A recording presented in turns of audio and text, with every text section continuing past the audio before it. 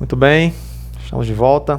Nossa última aula sobre José, nossa última aula de Gênesis, o livro dos começos, e a gente vai abordar a história de José. Então, Deus possa abençoar a sua vida e vamos lá. Muito bem, quem é José? José vai ser uma figura, um homem que vai ser amado pelo seu pai. Ele é ali filho de Raquel, a esposa amada de Jacó. José vai ser esse homem muito amado pelo seu pai, mas ele vai ser odiado pelos seus irmãos. José também vai ser esse homem aí que ele triunfa na adversidade. José também vai ser aquele homem que quando vai ser exaltado, ele vai ser benevolente com as pessoas, com seus irmãos, com Faraó, com o seu pai. José vai ser esse homem em que sua narrativa está aí do capítulo 37 ao 50 de Gênesis, vai narrar a sua história. Nós vamos trabalhar um pouquinho hoje a história de José. Então, o nome José tem um sentido de aquele que acrescenta. Então, a gente vai perceber que José vai ser esse homem que acrescenta a quem está à sua volta, né? Quem teve contato com José foi abençoado. Então, esse nome faz muito sentido para a pessoa de José. José vai ser esse homem amado pelo pai. O capítulo 37 de Gênesis vai tratar um pouquinho sobre a história de José. Então, José é esse homem que vai ter um pai super protetor. Olha, José era filho de Raquel, a esposa amada de Jacó, que morreu quando teve seu segundo filho, chamado Benjamim. Então, pense aí que José era muito amado pelo seu pai e muito super protegido, né? Muito bem. Essa super proteção que Jacó dava para José acabou provocando uma outra coisa. Acabou provocando aí a ira dos seus irmãos, né? A gente vai trabalhar isso também, né? As consequências dessa super proteção de Jacó por José. Um outro fator importante, né? É a soberania divina, né? A eleição. José foi eleito por Deus. Se a gente olhar no Velho Testamento, né, a gente vai perceber que essa ideia de eleição, que Deus escolhe um homem, ela é muito constante. Por exemplo, né, a gente vai ter ali Esaú e Jacó, gêmeos. O primogênito ali vai ser Esaú, mas na história desses dois, Deus escolheu Jacó, que não era o primogênito, era o caçula. Deus escolheu Jacó.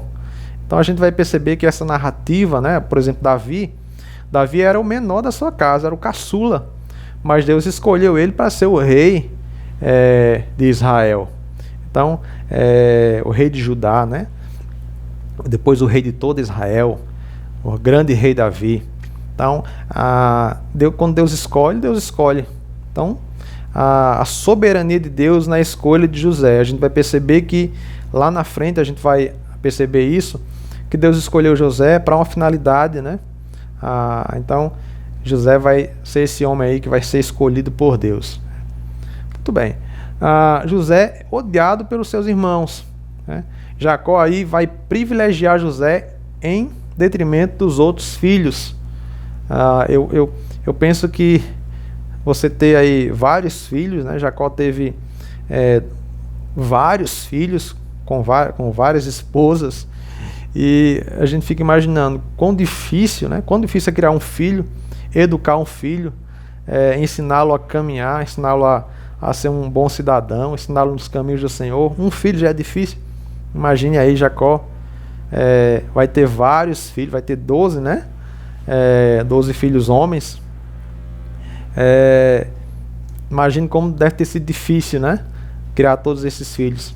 E Jacó acabava privilegiando um em detrimento do outro, né? Então José vai acabar atraindo sobre ele o ódio dos seus irmãos, porque é super protegido, né, pelo pai. E é interessante que o versículo 5 do capítulo 37 diz assim: quando seus irmãos viram que seu pai gostava mais dele do que de qualquer outro filho, odiaram-no e não conseguiam falar com ele amigavelmente. Então, vamos lembrar, José, muito protegido pelo pai. José era aquele camarada que ia, né, o pai mandava ele olhar onde estavam os outros filhos, né? Vá ver como seus irmãos estão passando. José ia, voltava para o pai e dizia tudo que os irmãos estavam fazendo, de certo ou de errado. José, por exemplo, dizia: olha, eu tive um sonho. Eu sonhei que estávamos colhendo feixe de trigo, de repente o meu feixe ficava de pé e os 11 feixes de vocês, né, se curvavam diante do meu feixe. Eu sonhei que o sol, a lua e 11 estrelas se curvavam diante de mim. Então, ou seja, o que é que a mensagem que isso passa? Você está querendo, e o seu pai faz essa pergunta: você está querendo dizer que eu, sua mãe e seus irmãos nos curvaremos diante de você? Então, assim, essa ideia de grandeza de José, de que ele seria superior aos seus irmãos, de que todos se curvariam diante dele, isso acabou atraindo a inveja dos seus irmãos, né? O ódio dos seus irmãos por ele. E aí, José passa aí a ser odiado pelos seus irmãos. É muito interessante, eu coloquei essa frase, né? Acho muito interessante essa frase. Não há melhor teste para um homem que sua reação diante da grandeza e do sucesso de outra pessoa. É interessante que a gente escuta as pessoas não têm, algumas pessoas confessam os pecados, né? Confessam que já adulterou, ou que já mentiu, ou que já fez alguma coisa de errado, mas é difícil você ver alguém confessando o pecado da inveja, né? Outros pecados as pessoas até conseguem confessar, conseguem expor a sua vida diante dessas situações, mas é difícil eu particularmente nunca vi alguém confessando o pecado da inveja, né? Então, a inveja, né, é algo tão ruim, tão negativo, né, tão vergonhoso. Então, a inveja, eu achei muito interessante essa frase, né, que não há melhor teste para um homem do que sua reação diante da grandeza e do sucesso de outra pessoa, né? Mas isso traz uma reflexão para a minha vida, né? Como é que eu me sinto quando eu vejo uma pessoa se dando bem? Quando eu vejo uma pessoa tendo sucesso na sua vida profissional, na sua vida ministerial, na sua vida acadêmica, na sua vida, sei lá, na sua vida social? Como é que eu me sinto, né? Então, acho que é um bom exame para a nossa vida, né? Um bom teste para a nossa vida, né? Muito bem. José vai ser vendido pelos seus irmãos. O capítulo 37, dos versículos 28 até na verdade, do capítulo 36 também até o versículo 38, né?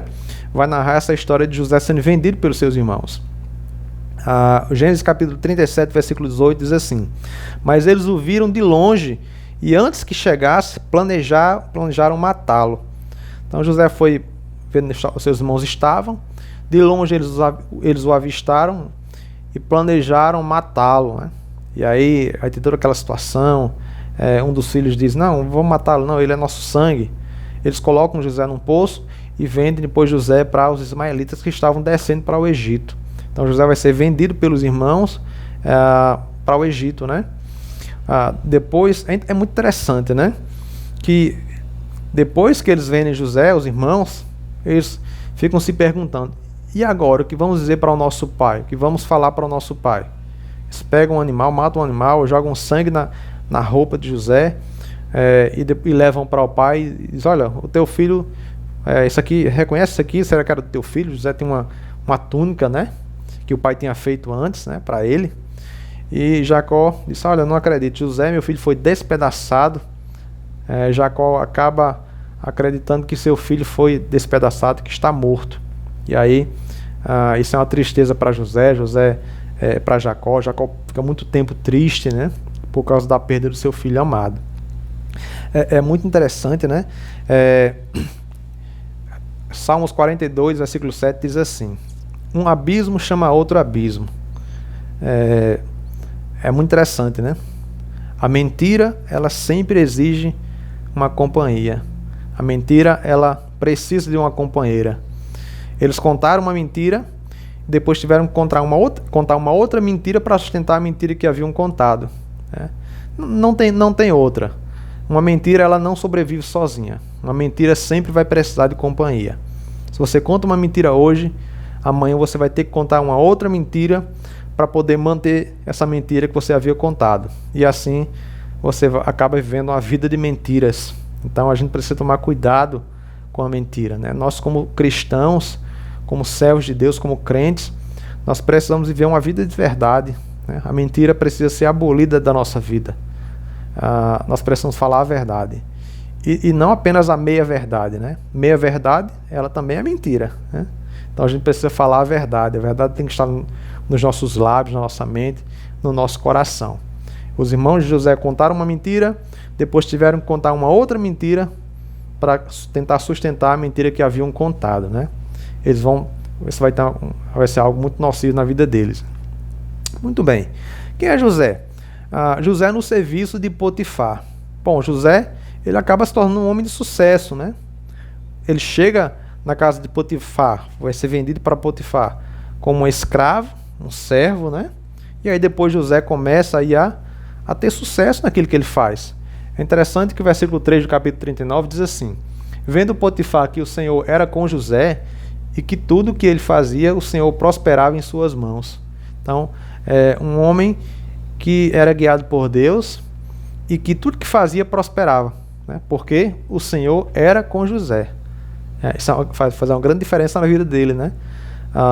Imagina aí, na minha vida, na sua vida, alguém dizer: olha, tudo que José faz, tudo que Bruno faz, tudo que João faz, tudo que Maria faz, prospera, porque o Senhor é com ele, o Senhor é com ela, né? Que coisa maravilhosa. Então, Deus era com José.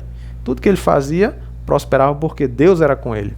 Então, interessante que essa prosperidade aqui, ela não quer dizer apenas, não tem a ver com posição social, tem a ver com realização pessoal. Então, José era um homem próspero naquilo que ele fazia, porque Deus era com ele. José também vai ser um homem sem ressentimento. Então, José, ele não se rendeu à amargura.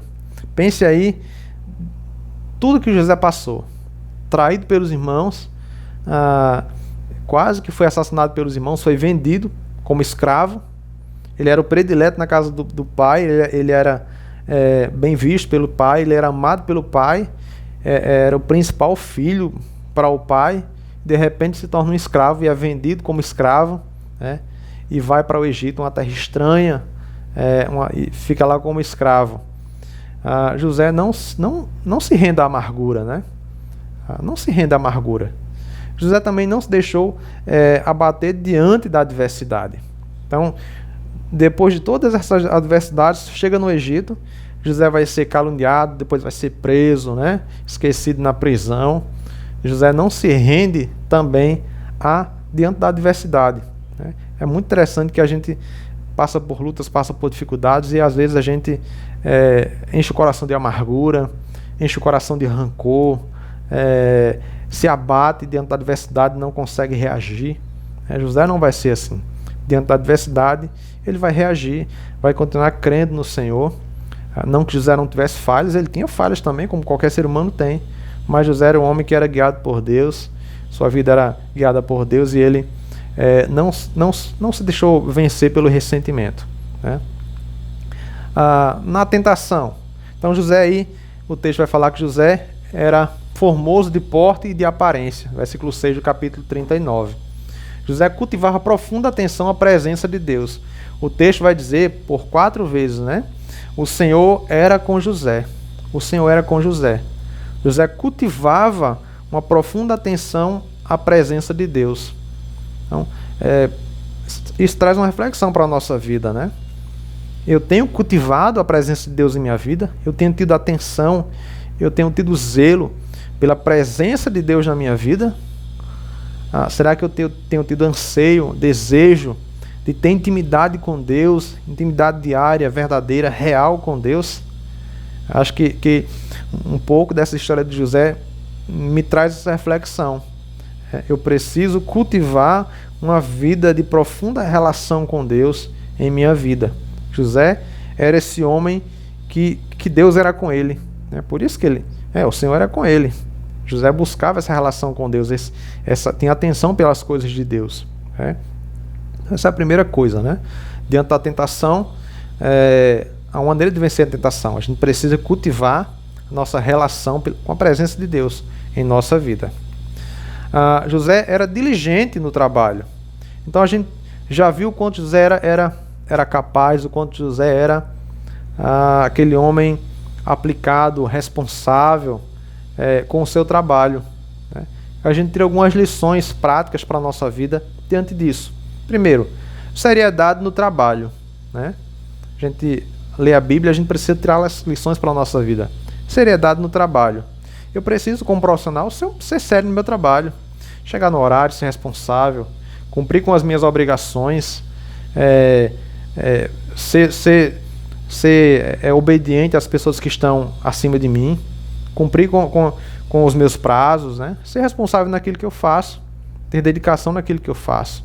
Então, a gente precisa ter seriedade no nosso trabalho. Chegar no horário, sair no horário correto, né? Não roubar o patrão nas horas de descanso, né? Ser responsável com o seu trabalho. Orar pelo seu patrão, pelo seu empregador, para que Deus o abençoe, para que Deus faça com que ele prospere, para que ele abra portas de emprego para mais pessoas.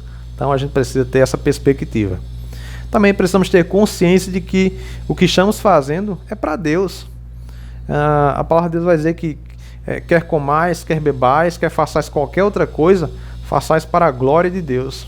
Então eu preciso ter consciência, se eu sou um professor, se eu sou um policial, se eu sou uma mãe, uma dona de casa, se eu sou um profissional que trabalha na saúde, enfim, não importa a minha profissão, eu preciso fazê-la para a glória de Deus. Deus precisa ser visto naquilo que eu faço. Isso está muito relacionado com a ideia de vocação, né? Eu preciso usar a minha vocação para abençoar a minha cidade, abençoar a minha comunidade. Então, a gente precisa aí ter consciência de que o que estamos fazendo deve ser uma oferta agradável a Deus, né? Um sacrifício a Deus, algo bom aos olhos de Deus, né?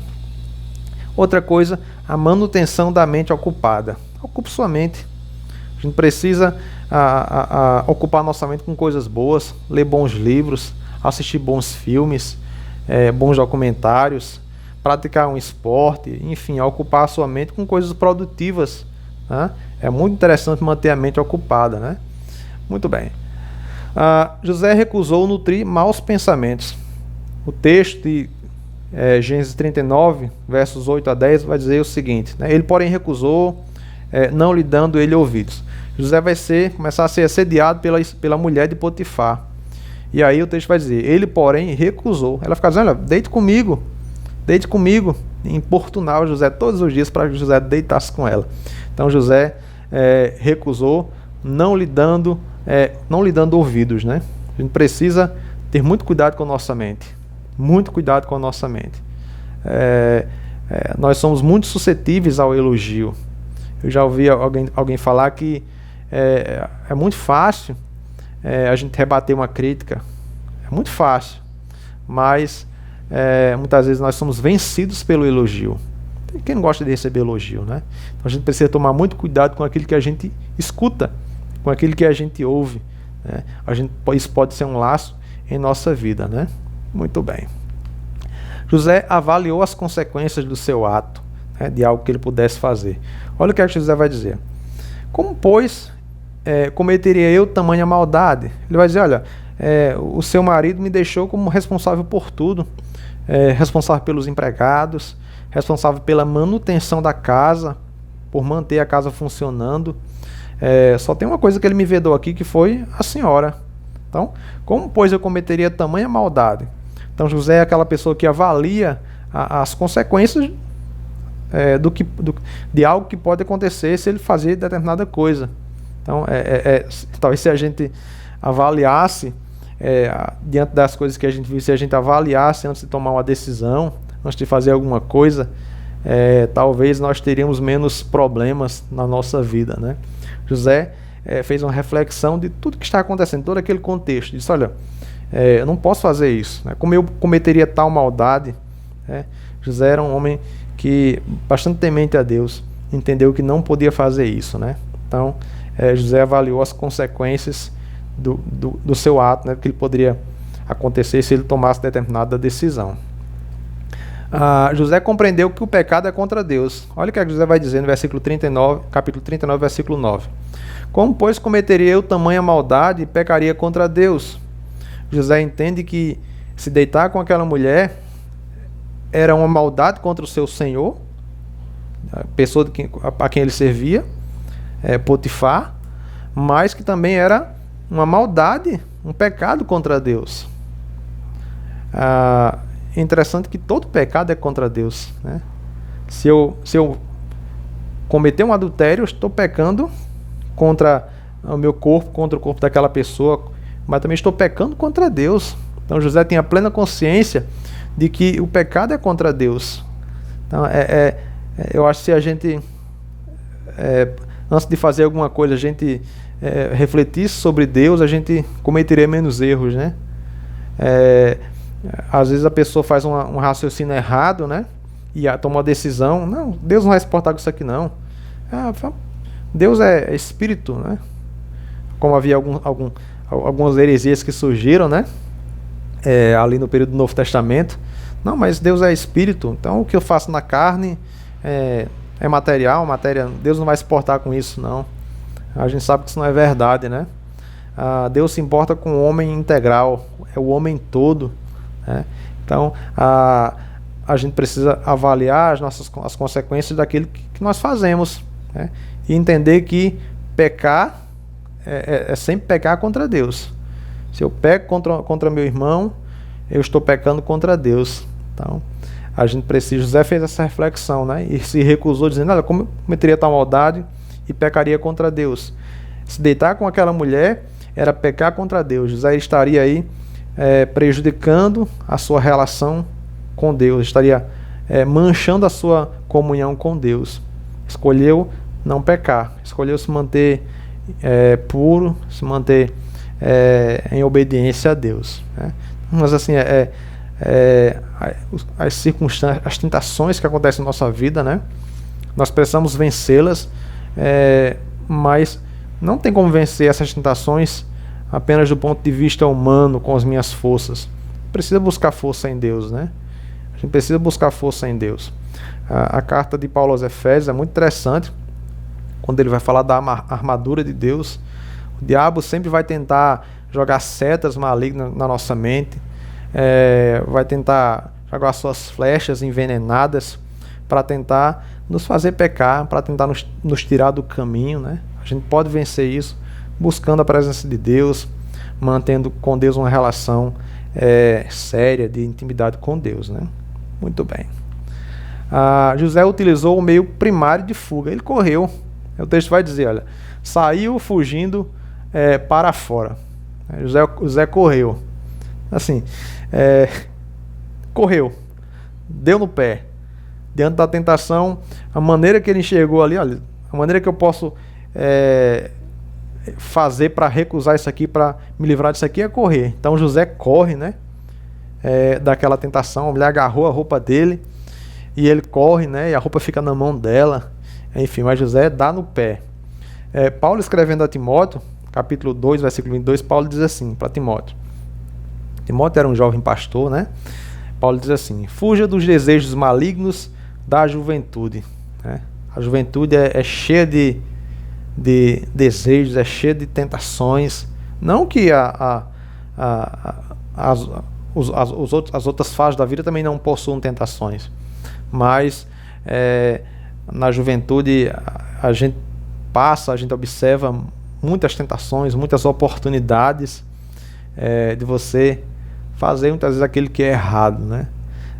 Às vezes assim, o jovem não avalia muito bem as consequências dos seus erros, né? Das suas ações. Então José acaba fugindo. E aí, aquela questão: se eu sei qual é a minha dificuldade, se eu sei qual é o meu, né, o calcanhar de Aquiles, se eu sei qual é a minha fraqueza, eu tenho que correr dela.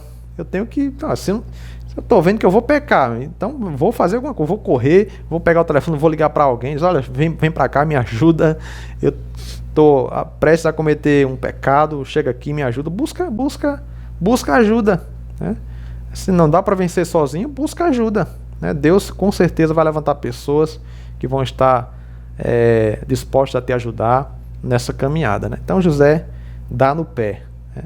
Corre para não pecar. Bom, José no cárcere. José desfrutou da presença de Deus e também prosperou ali, né? Olha o que diz o texto do capítulo 39, versículos 21 a 23. Mas o Senhor estava com ele e o tratou com bondade, concedendo-lhe a simpatia do carcereiro. Por isso o carcereiro encarregou José de todos os que estavam na prisão e ele se tornou responsável por tudo que lá sucedia. O carcereiro não se preocupava com nada do que estava a cargo de José, porque o Senhor estava com ele e lhe concedia bom êxito em tudo que realizava. Então imagine, na prisão, mesmo na prisão, a mão de Deus era com José, e José, de um prisioneiro, José era responsável por tudo que acontecia na prisão. O carcereiro confiava em José, né? Imagine aí, o policial, né, o guarda penitenciário, o agente penitenciário que confia e dá confiança, dá liberdade, autoridade para um prisioneiro, né, para um preso. Foi assim que aconteceu com José. Na prisão, José desfrutava da presença de Deus e ali prosperava. O carcereiro via que tudo que ele fazia, Deus era com ele, né? E não tinha se preocupar com nada.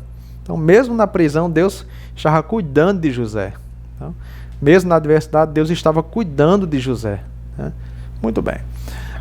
José, na prisão, interpretou sonhos, né? Dois empregados de Faraó, que estavam presos também,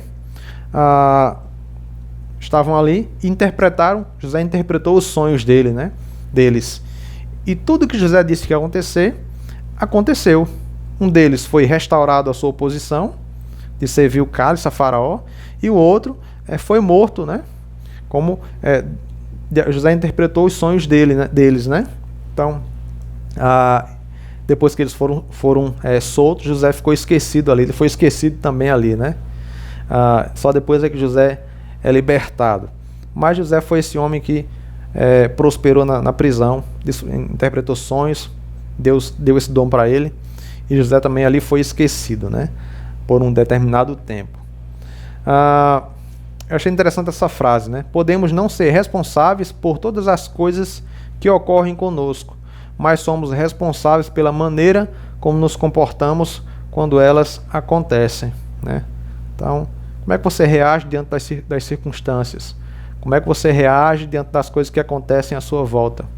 Você reage numa adversidade, você desiste de tudo, você chuta o pau da barraca, você se revolta contra Deus, ou você se mantém obediente a Deus e esperando que o Senhor chegue com providência, né?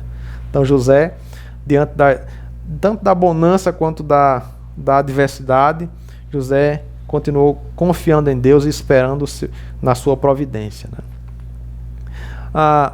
O benefício geral sobre a vida de José, né? A partir de José. Bom, José interpreta o sonho de Faraó.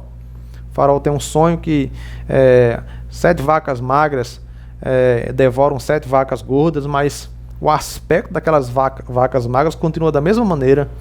Depois o Faraó tem outro sonho, né? As espigas magras que devoram as espigas gordas. E José interpreta esse sonho dizendo: olha, serão aí 7 anos que você vai ter aí de fome, de escassez. Então, durante esse tempo vai ser uma fome que nunca vai se ver nessa terra, né? E aí José interpreta esse sonho, né? Deus ajuda José a interpretar esse sonho, né? Então seriam 7 anos de fartura, que seriam as vacas gordas, e 7 anos de faltura, né? De escassez, que eram as 7 vacas magras. E José vai dizer: olha, primeiro nós teremos 7 anos de fartura, e depois 7 anos de uma crise tão grande, de uma escassez tão grande, que os anos de fartura eles serão esquecidos. Então José interpreta esse sonho de Faraó. E aí José dá um conselho a Faraó: pegue Faraó, um homem inteligente, um homem responsável, um homem sábio que possa administrar o Egito, né? Que ele durante os 7 anos de fartura ele recolha toda a produção em silos, armazene tudo, para que haja comida, né? Durante o tempo da seca, né? E aí esse conselho de José a Faraó, ele vai ser um conselho muito bem visto. Porque é que o Faraó vai dizer: olha, quem seria esse homem senão você, né? Alguém que tenha o Espírito de Deus é dos deuses, né? Quem poderia ser essa pessoa se não você? Então ele vê Deus na vida de José. E aí ele coloca José como governador do Egito. Diz, olha, tudo está sob seu comando. Só tem uma coisa em que eu sou maior do que você, que é no rei, no trono, né? Mas você vai mandar em tudo, você vai governar tudo, né? Coloca o sinete dele, né? No dedo de José. Aí José passa ali a ser o governador do Egito, né? Todo o Egito. E aí José vai ser esse homem que se torna o governador do Egito, né? E aí José beneficia os seus irmãos. Interessante aqui, né? O primeiro encontro de José com seus irmãos, José age com uma certa aspereza, né? José finge não conhecê-los, apesar de que o texto fala que José já os reconheceu logo que eles chegaram. Mas ele age com uma certa aspereza, dizendo, vocês vieram aqui para espionar a terra. Então José faz todo um teste, né, com seus irmãos, né? Faz todo um teste ali. José lembra dos seus sonhos, né? De que os seus irmãos se curvavam, os feixes de trigo dos irmãos se curvavam diante dele, as estrelas também, né? E aí José vê os irmãos ali no Egito se curvando diante dele, ele lembra dos seus sonhos, né? Lembra dos seus sonhos. E aí José faz um teste com os irmãos, depois os irmãos podem pegar a Bíblia e ler toda essa narrativa aí do capítulo 42, e você vai ver toda essa narrativa aí dos irmãos de José chegando no Egito. José propõe um teste para com eles, né? Não se revela de imediato, mas é muito interessante essa história, né? E aí chega um momento em que José se revela aos seus irmãos. Ele já havia feito um teste com os irmãos, de deixarem um ali preso até que eles fossem e trouxessem o irmão de José, Benjamim, o mais novo, né? Todo esse episódio é muito interessante para você fazer uma leitura depois, né? Eu recomendo. E aí José se revela aos seus irmãos. Gênesis 45, versículo 1 diz assim: essa altura José já não podia mais se conter diante de todos que estavam ali, e gritou: façam sair a todos. Assim ninguém mais estava presente quando José se revelou aos seus irmãos. Então José se revela, abre seu coração e diz: olha, sou eu, José, seu irmão. E aí os irmãos ficam espantados diante de toda aquela situação, mas ele se revela aos seus irmãos, né? Muito interessante essa narrativa. Versículo 8 diz assim: assim não foram vocês que me mandaram para cá, mas sim o próprio Deus. Ele me tornou ministro do faraó e me fez administrador de todo o palácio e governador de todo o Egito. Então José reconhece que não foi vocês que mandaram para cá, não. Foi Deus que me trouxe para cá. Então José consegue aí ver Deus agindo na sua vida, usando os instrumentos que estão ali, mas é Deus agindo. Então José diz: olha, não se preocupe, não foi vocês que me mandaram para cá, foi o próprio Deus. José tinha convicção da orientação de Deus, da soberania de Deus em sua vida, de que era Deus que estava guiando ele, né? José encontra seu pai Jacó e abençoa toda a família.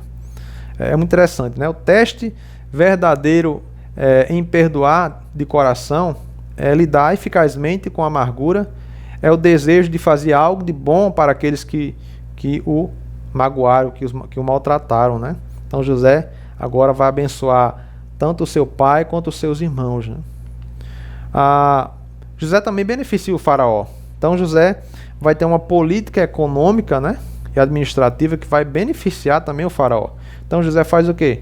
A política de José, ela tem duas bases praticamente, né? Sustentar o povo no período da seca, período da escassez, e também José conseguiu ali adquirir toda a terra do Egito para faraó.